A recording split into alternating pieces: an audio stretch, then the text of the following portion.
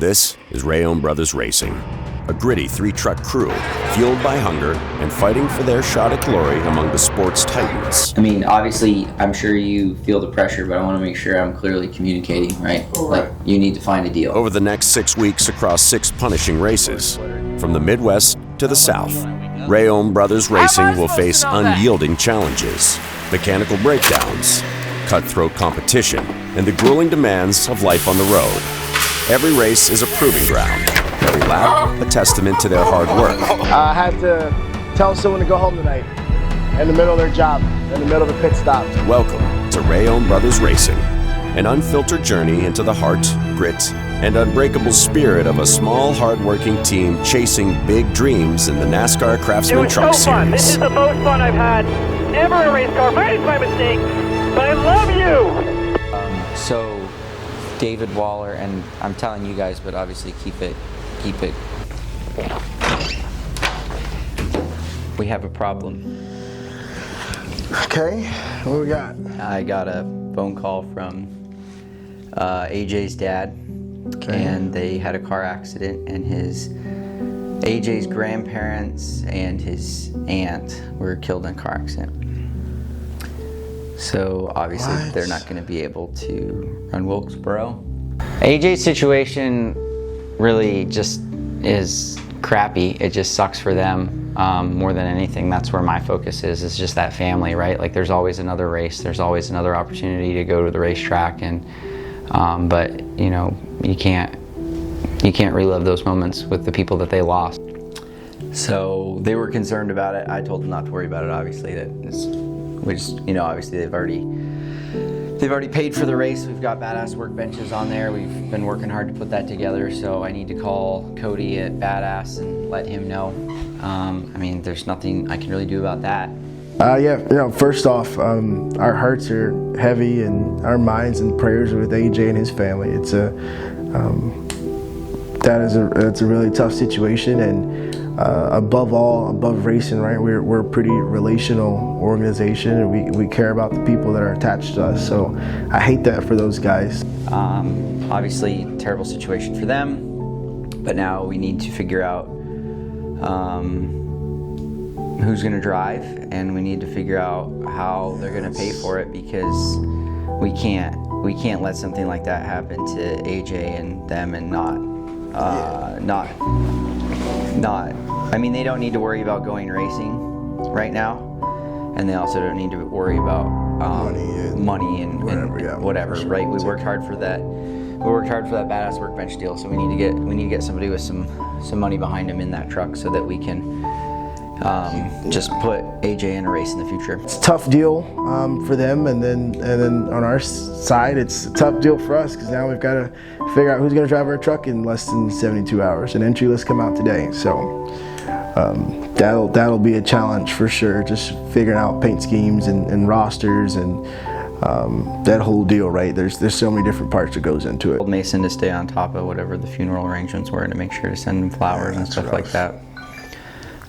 So if you want to text David and stuff, I'm sure they're, and we need to, and also, right, like we're talking about all this, we got to figure out press releases, we got to figure out how we're going to announce this, make sure we run it by them, but not bug them, because you don't want them to be upset about it.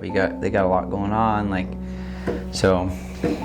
I guess let me know what you find out, make phone calls, and I can see if we got people's paperwork done and licensing and try to communicate about it, so we're not hounding people from two sides. Step it on. So correct, got you.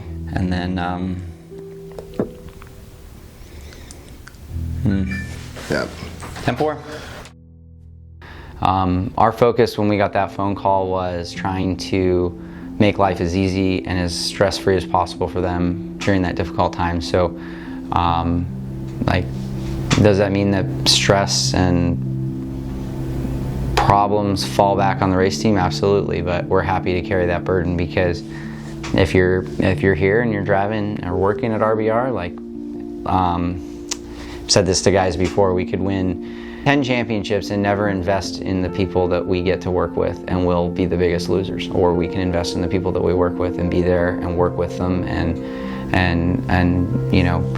treat them the way that I think that would make Christ happy, and I think winning a race comes kind of second to that, right? People come first. So I could get ridiculed for that over some hard-nosed 80-year-old crew chief that says winning's everything, but it's everything, but it's not when it comes to people.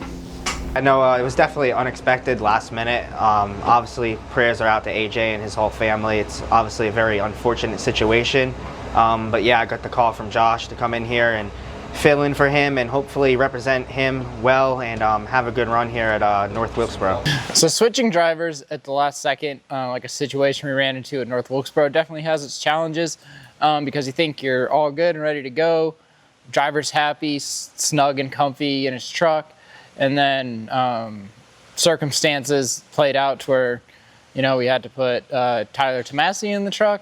And so really it was just about getting him in the shop as soon as possible, having to swap around seat foam, adjust the column, swap radio harnesses, things of that nature, and then just crossing all the T's and dotting all the I's of it all, just going over the process again. It wasn't the worst thing in the world, like we didn't have to swap seats or anything, but it was definitely another hurdle for us to overcome. So, I mean, usually when I know I'm doing a race, I usually go on iRacing, think about it, have a lot of build up to it. This obviously, this time last week I was thinking, this time next week I was just going to be doing nothing. So obviously you go from just thinking you're going to sit on the couch and watching it on TV to, wow, also I'm going to be out there. So it's a quick mindset change. So, immediately start studying film of what they did last year, kind of just watching some onboards and just trying to take in as much as I can on a short notice, maybe watching some SMT data here in a bit, and just try to do everything I can to, kind of turn into that competitive mindset on a dime. Hi, I'm Derek White from Ganawagi, Canada, and I'm here at North Wilkesboro, North Carolina, racing in the Wilkesboro 250. The legend lives on.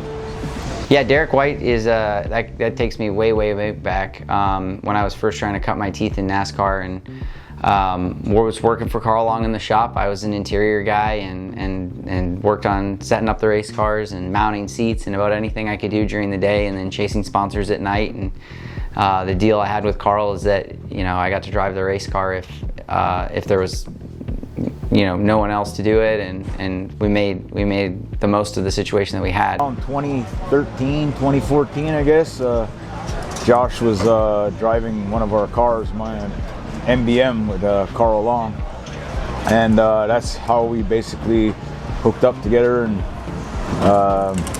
actually, he was driving for a while. He was actually working with us, and then I think maybe a year later or two, he started on his own. Derek is an owner in MBM Motorsports and was driving at MBM Motorsports at the time. So Derek and I have known each other for a long time, and we've stayed in touch. And his situation is so wild, right? The NASCAR driver is arrested in what officials are calling the biggest tobacco smuggling bust in North American history. Derek White just turned himself... Stripped me of my license back in 2016, around April. I think it was the first week of April or something like that. And I've been on the sidelines for the last almost 10 years.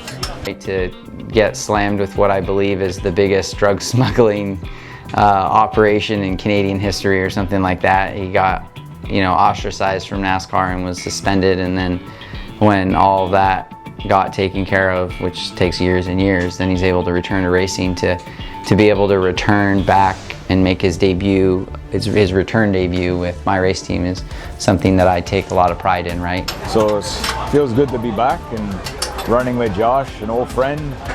We got Carl and a bunch of new guys, a couple of people that I remember, but most of all it's a lot of new crew members, but we're so far so good. I mean, Josh's got a big team going here now. He really grew, and I'm really proud of this guy, and he's doing very well. It's Derek, like I said, has been a friend over the years, and to have that, it feels like it's just coming full circle to have him in there. He's a Canadian, right? My parents are Canadian. I have a lot of family and roots back there, so it's something that I take a lot of pride in for sure.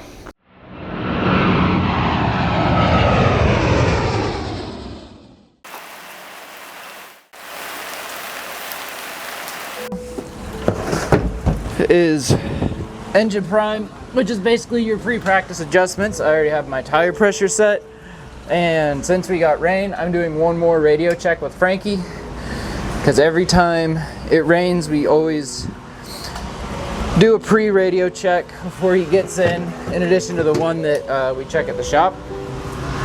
The reason we do that is I've had it happen where all it takes is one little drop of rain or the tiniest bit of moisture gets in the radio and can screw everything up. So just want to make sure everything's good and goes smoothly. We don't get there and have some sort of radio issue. So we just want to make sure all our bases are covered. When it rains, it's just a lot of waiting around and a lot of like, oh my gosh, you know, we still have to go through tech, or are we going to practice, or are we going to qualify? Like, are they going to give us extra practice and no qualifying? So it's a lot of waiting to just see what's going to happen, and then making sure everything's clearly communicated when the revised schedule does come out, so everyone knows what's happening and knows where to be when they need to be there. All right, well, we started practice. We went out and made a couple laps, shakedown. We started the standoff since everyone just wanted to hang out and just kind of wait for somebody to go, so we figured we might as well be the first one to send it.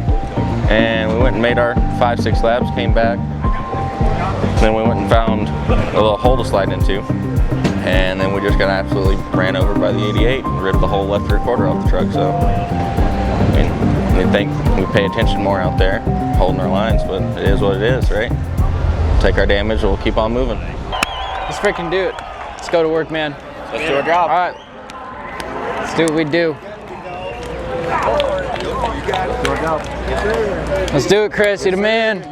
I was on top of the box for Tyler, which is a lot of fun. I think we gel really well together. We joke around a lot. Unfortunate for us, our race kind of took a turn. You know, we were working away at things and then blew a tire, which ultimately led to, you know, grinding off a sway bar arm. And then we put a tire on it, went back on the racetrack, and then we were basically told that, you know, because of the attitude of the truck that we needed to park it.